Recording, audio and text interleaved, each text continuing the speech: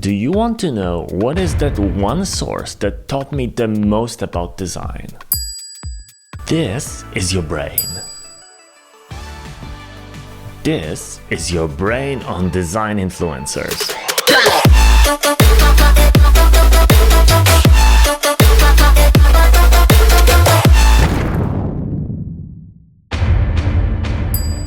Meet Johnny, the popular influencer. Hi, don't forget to follow me right now. Design education online, especially through design influencers, has become a sludge-like substance of rehashing all that same crap over and over again. Most design content out there is like that pink goo that pretends to be chicken at fast food restaurants. All for views, likes, and follows. You, the people learning, are just numbers on those influencers' scoreboards. This has to stop. Dude, come on, don't ruin it. Do you want to know what is that one source that taught me the most about design? I am sure it was my content. It's not any design influencer. It's not even a book or a course.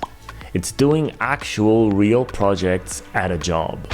So your main goal should be to focus on getting that job and getting that experience, because that experience is worth more than every post, every video, and every book. Everything I know, I learned on the job doing hundreds of projects for over 25 years now. Most juniors are overwhelmed and overstimulated right now. They're clinging to another Figma tutorial or another pack of free fonts like they're gonna be a better designer because of that. No, they won't.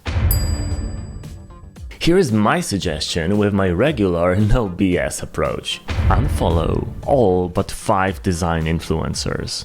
Wait, what? If you feel like I don't contribute to your growth in any way, then by all means unfollow me or unsubscribe. I want you to get better, so if I'm the obstacle here, then away I go. Yo.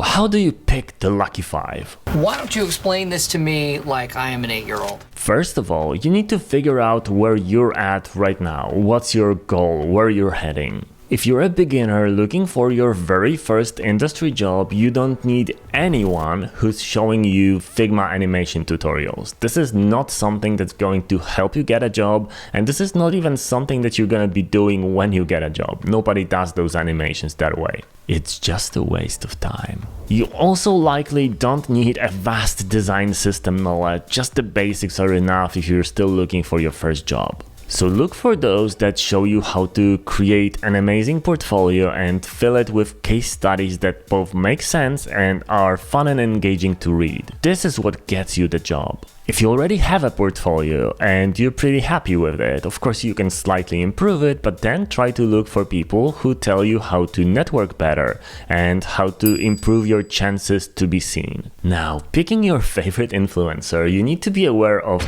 2 things, and you really need to do that research. Otherwise, you're wasting time and energy on somebody that's not gonna teach you much. Oh, come on, don't tell them that. Number 1, a very large number of them have little to no actual job experience.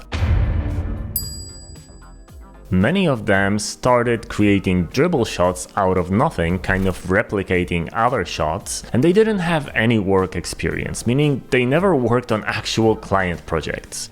And right after those dribble shots, they started creating Instagram posts or whatnot, and basically their entire career as a design influencer is based around the content creation part, not the actual design part. That is an instant red flag, and it should be. So check their portfolio. See how long have they been designing. It's likely that they just gotten very good at copying other people's ideas and kind of rehashing them to make them look like their own. Oh, a button annotation. I'm gonna be super original and do this. Here is my post. So basically no originality and no actual design skills. Number 2, and this is funny. Many of those design influencers or creators are obsessed with the follower counts. That means that they often purchase a large number of followers, and these are all bot followers, so they don't interact with their content.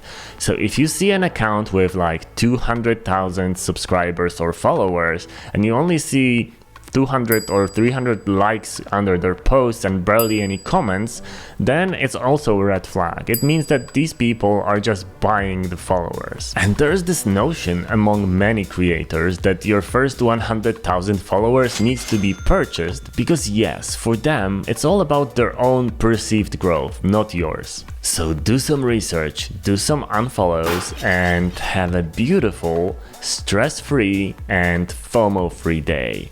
Cheers.